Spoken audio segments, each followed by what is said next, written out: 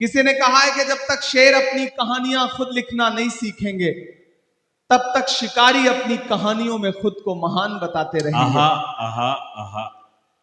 मैं जिस तेवर के लिए जाना पहचाना जाता हूं उस तेवर तक आपको पहुंचाने की कोशिश करूंगा। मुझको जालिम का तरफदार नहीं लिख सकते, कम से कम वो मुझे लाचार नहीं लिख सकते। जहां हथेली पे लिए बोल रहा हूं जो सच, उसको इस देश के अखबार नहीं लिख सकते, उसको इस देश के अखबार नहीं लिख सकते। दिल्ली के हाकिम ने, दिल्ली में बैठे हुए हाकिम ने पिछले दिनों आप पर तंज करते हुए एक बात कही थी कि पंचर बनाते हैं। सुना था यह जुमला। मैं एक गजल के 2-3 शेर सुनाता हूं आपको। हमारे साथी अल्ताफ भाई, शरफ साहब, चांदनी शबनम साहिबा, शाइस्ता सना साहिबा, हमारा शाहिद करीम और हमारे शानदार नाजिम मारूफ साहब। आप मारूफ साहब की निजामत को अगर आंख बंद करके सुनिए तो आपको लगेगा कि आप रेडियो पर बिना का गीत माला सुन रहे हैं और अमीन सायानी साहब बोल रहे हैं।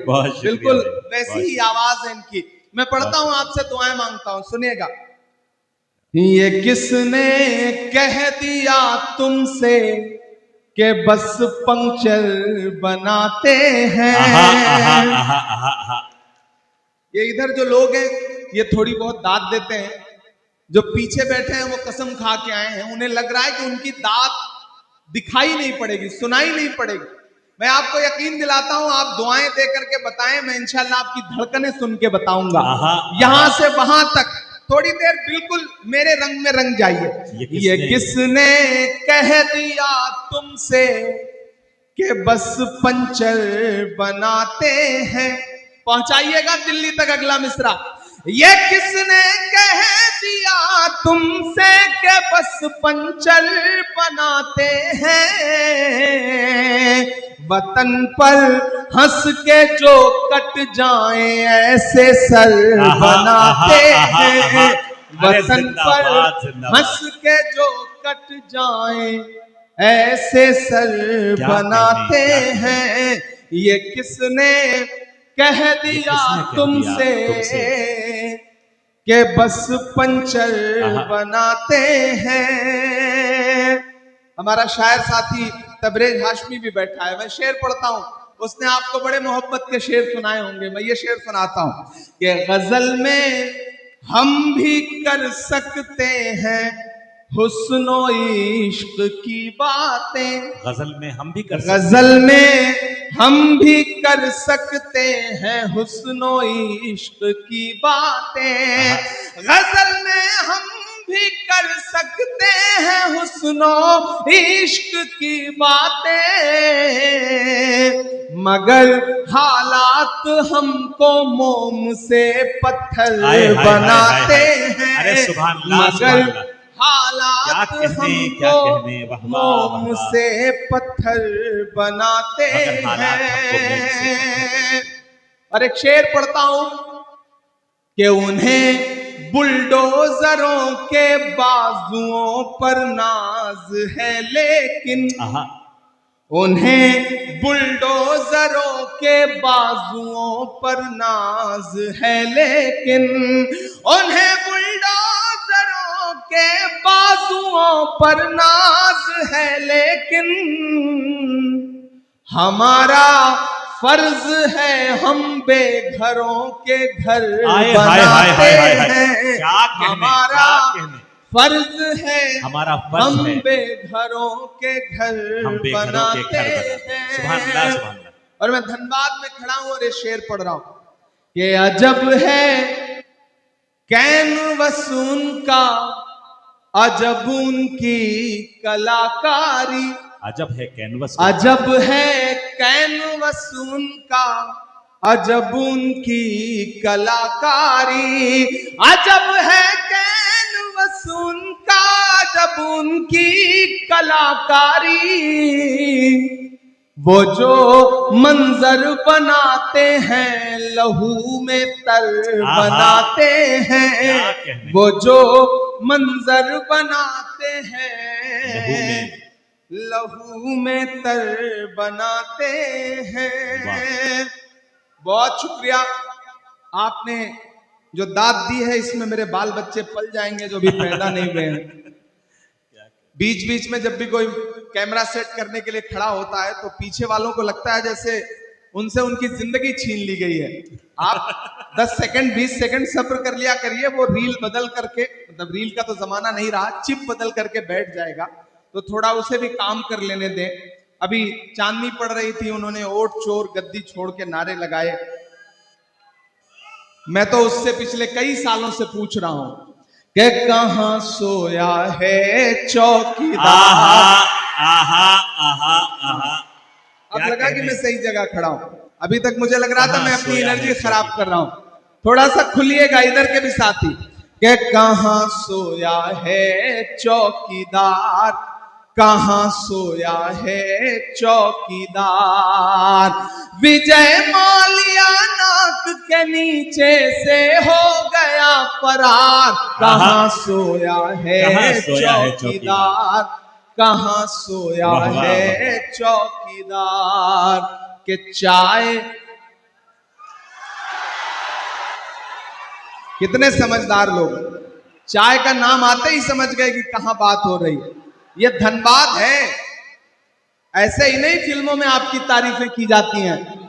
आप समझदार लोग क्या हैं। कहने, क्या कहने? आपको पता है कि कोयले से आग लगानी है या कोयले से किसी का मुंह काला करना है, ये दोनों हुनर आपको आता है। अरे वाह वाह वाह कहां वाह वाह। सोया है चौकीदार। बोला माइक दे दीजिएगा।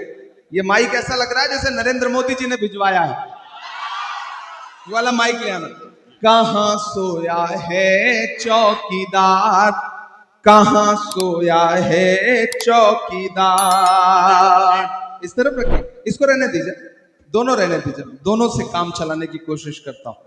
कि कहां सोया है चौकीदार, कहां सोया है चौकीदार।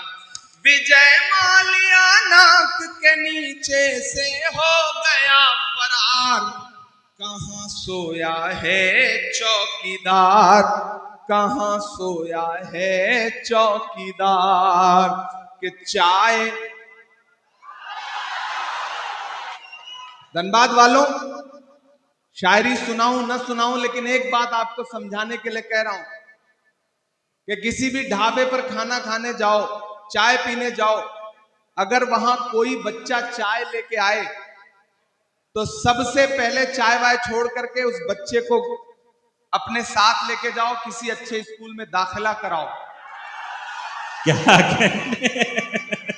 ताकि वो आगे चल करके मुल्क का मुस्तकबिल ना खराब कर सके। कि कहां सोया अरे वाह वाह है वाह। चौकीदार, क्या कहने? कहां सोया है चौकीदार।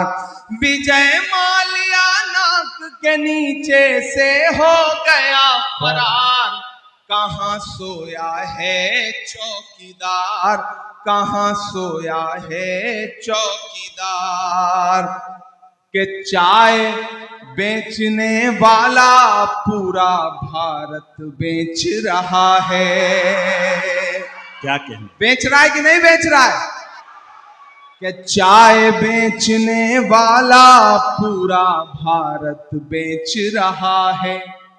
इसी काम में हासिल उसे महारत बेच रहा है। वाह। कि रेल बिक गई, तेल बिक गया, बिका हवाई अड्डा।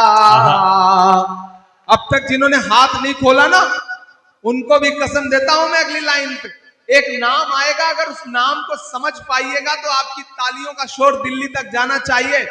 कि रेल बिक गई, तेल बिक गया, बिका हवाई अड्डा। सब कुछ बिकता देख के खुश हैं अपने जेपी नड्डा। आहा आहा आहा आहा आहा। कि जनता महंगाई की मारी, जनता महंगाई की मारी करती हाहाकार। कहां सोया क्या है कहने, क्या चौकीदार, कहने? कहां सोया है जिंदाबाद, जिंदाबाद। चौकीदार। विजय माल्या नाक के नीचे से हो गया फरार, कहां सोया है चौकीदार, कहां सोया है चौकीदार। दोस्तों, अगर आपके रास्ते में कोई गड्ढा खोदे ना तो डरने की जरूरत नहीं है। यही वो लोग हैं जो आपको छलांग लगाना भी सिखाते हैं। आहा आहा। इसलिए धनबाद वालों, खरखरी वालों, ये खरखरी नाम पड़ा कैसे? बड़ा खतरनाक नाम है। मतलब लेने में ही एक दो बार सिरन पैदा होती है कि आए कहां आ गए हम। लेकिन ये गांव बड़ा खूबसूरत है, यहाँ के लोग बड़े खूबसूरत हैं।